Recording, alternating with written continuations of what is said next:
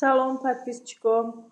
فکر میکنم همه شما خوب و سری حال هستین. همه شما را به کانالم خوش آمدین میگم و امروز تصمیم گرفتم برای شما تیار کنم بلینچکی. طرز تیار کردنش را شما نشان میدهم. چقدر که شما میبینید محصولاتی که در بلینچکی ما در کار میشوند همش در روی استوا هست. نگاه دارین شما. اینم خیلی که دیده استیم با ما در کار میشوند.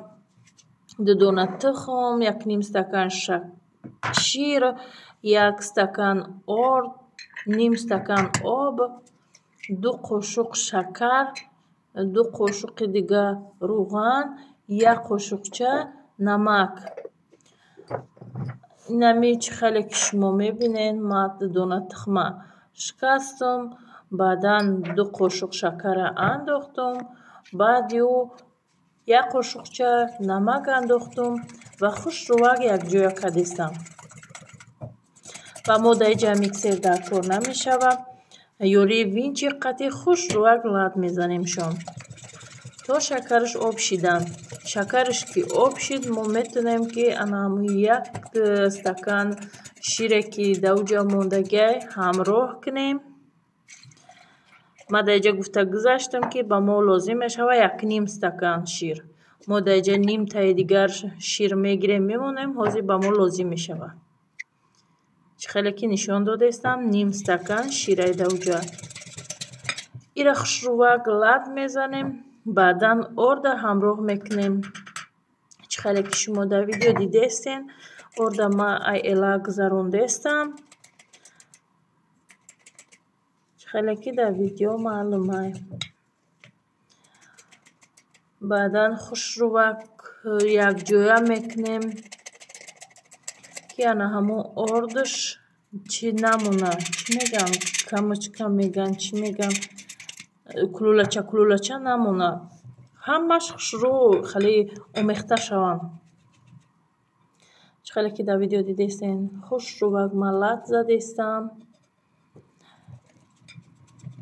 بعدا انا همون نیم استکانی دیگه شیر ما گرفته بودیم او را همراه میکنیم. باز یک جای میکنیم. بعدا باز آب ایلوه میکنیم. در او آب جوش آمدگی دختران. آب جوش آمدگی نیم استکان در کار میشه آماده. آب جوش آمدگی شیرگرم باشه. او را همراه میکنیم. یک جای میکنیم. بعدی که یک جویا کردیم خوش روک آمیخته کشیدن میتونیم که 2 قاشق دیگه روغن ایلوه کنیم. نه خیلی که میبینیم خوش روک آمیخته شید. انکو میتونیم که 2 قاشق روغن بدوزیم.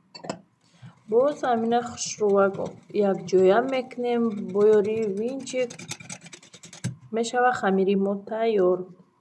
شما اگر وقت داشته باشین 20 دقیقه اگر که دم تین 20 امی خمیری ما با نقصتر میشه. اگر که وقت ندارین میتونین 5-10 دقیقه 20 پختن شروع کنین.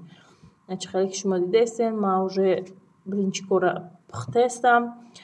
و دخترو ایشه بگم که این سکواراتکای ما برای بلینچک پزین نیست.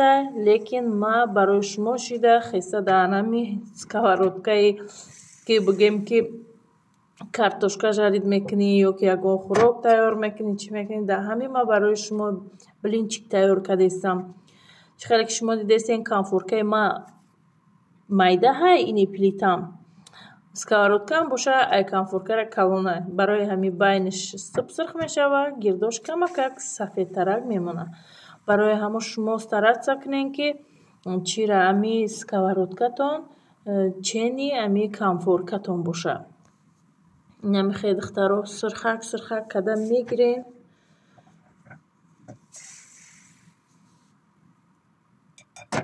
سرخک که کدام گرفتین بعدا начинкаша هر چی که میخواین شما بدوزین. سمیتانا و تворог بدوزین. سوشیونکا یک جای کده خیلی بلازد میشوه. میتونین که واریونکا بشکین استفاده برین. میتونین که پروستا سوشیونکا بشکین. هر کس هر چی که میخواد میخواین وارینی مالینا باشه یا باشه قطعی هم خوشرو میشوه. ما هم خیلی سگوشونکه کرده پیچاندیم خوشروک.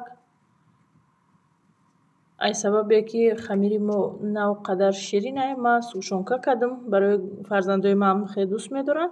اینش خیلی که میبینین پیچاندم ماندم. بلینچکای خوشروک ما تیار شد. خیر دخترو تا ویدیوهای آینده خداوند نگهبان شما باشد. همیشه صحت و سلامت باشین. من همه شما را دوست میدارم.